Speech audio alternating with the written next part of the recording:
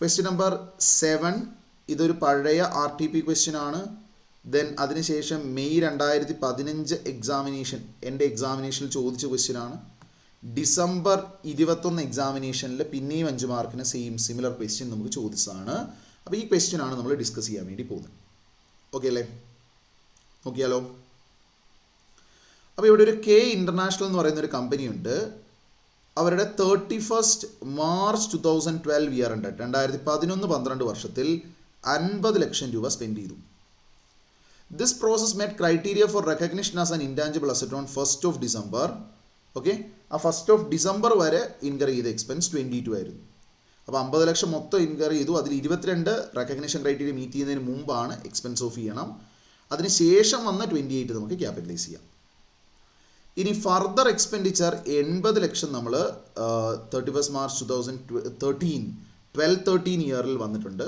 അപ്പോൾ ആ 28 നമുക്ക് ഓപ്പണിംഗ് ബാലൻസ് നിൽക്കുന്നതിൽ നിന്ന് 80 കൂടി ആഡ് ചെയ്ത് 108 ബാലൻസ്.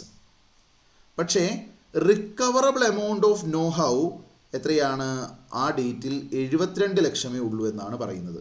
അപ്പോൾ നമ്മൾ പറഞ്ഞിരുന്നു ഒരു intangible asset which are not yet available for use, internally generated intangible അസെറ്റിൻ്റെ എന്നാണ് നമ്മൾ നോക്കുകയാണെങ്കിൽ എല്ലാ വർഷത്തിൻ്റെ എൻഡിലും അതിനെ impairment റിവ്യൂവിന് വിധേയമാക്കണം.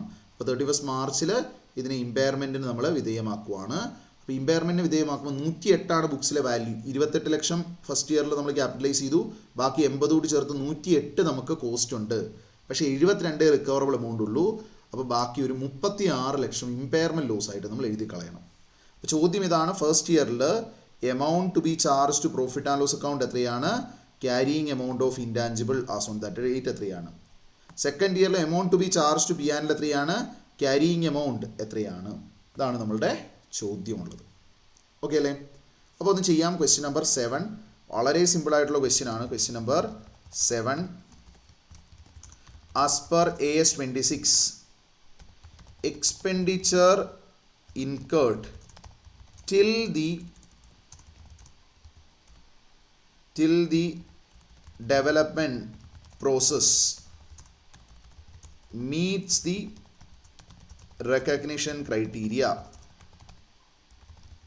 will be recognized as expense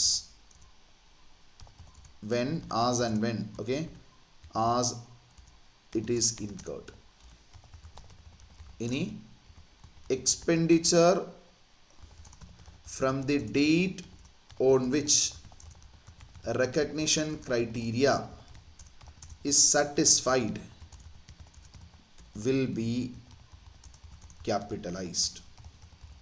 Okay. Further, a internally generated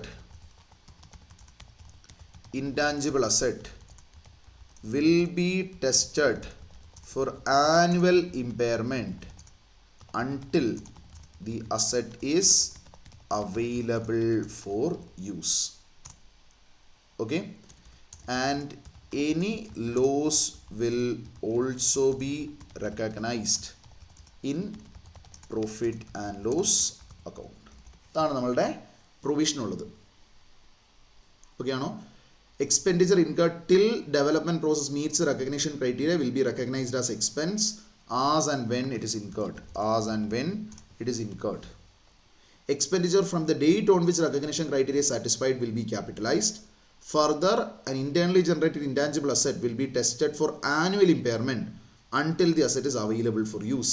And any loss will also be recognized in profit and loss account. Okay? Based on the above, treatment will be as follows. നമുക്ക് തന്നിരിക്കുന്ന രണ്ട് സിറ്റുവേഷനിലെയും നമ്മൾ എഴുതുവാണ്. First treatment in financial year 2011-12. First year 11-12 treatment ആണ്. Total expenditure incurred in 2011-12 നമ്മൾ നോക്കിയാൽ 50 lakhs ആണ്. അതിൽ നിന്ന് expenditure to be considered as expense, okay, ₹22 lakhs. Okay, carrying amount of intangible asset under development എത്രയാണ്? 28 lakhs. ഓക്കെ ആണോ? ഇതാണ് നമ്മുടെ സിറ്റുവേഷൻ. ടോട്ടൽ എക്സ്പെൻഡിച്ചർ 50 ലക്ഷമാണ്.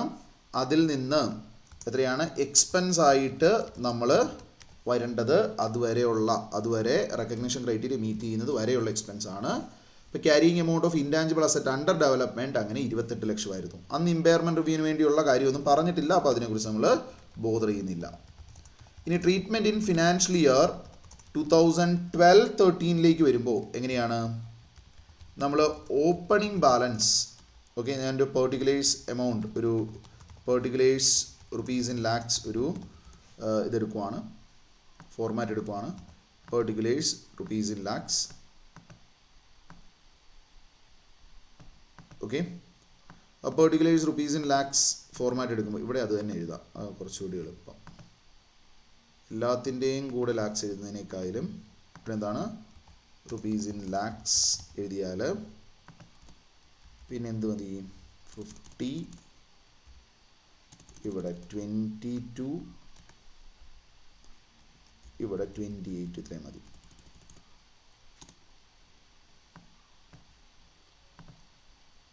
ഓക്കെ, ഇനി നമ്മളുടെ ഓപ്പണിംഗ് ബാലൻസ് ആസെറ്റ് 1/4/2012 എത്രയാ? 28 നമുക്കുണ്ടായിരുന്നു.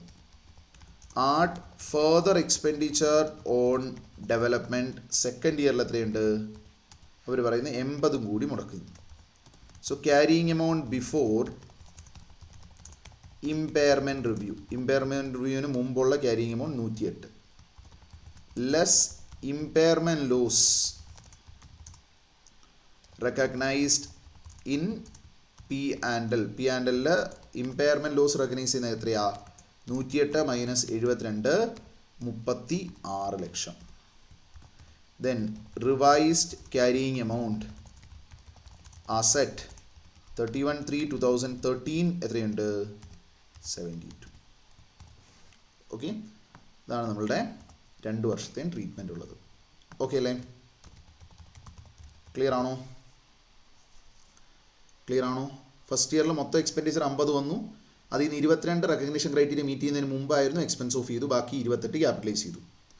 ആ 28ൻ്റെ കൂടെ ഈ വർഷം എക്സ്പെൻഡിച്ചർ 80 കൂടി വന്നപ്പോൾ 108 ആയി. ഓക്കെ, പക്ഷേ ഇയർ എൻഡിൽ ഇമ്പയർമെൻറ്റ് റിവ്യൂ ചെയ്തപ്പോൾ 36 ലോസ് ഉണ്ടെന്ന് കണ്ടു. ബാക്കി റിക്കവറബിൾ എമൗണ്ട് ആയ 72 മാത്രമേ ബുക്സിൽ നമ്മൾ നിർത്തുള്ളൂ. ഓക്കെ അല്ലേ? ഇതാണ് ഈ ഒരു ക്വസ്റ്റ്യൻ്റെ ആൻസർ ഉള്ളത്. ഫൈൻ.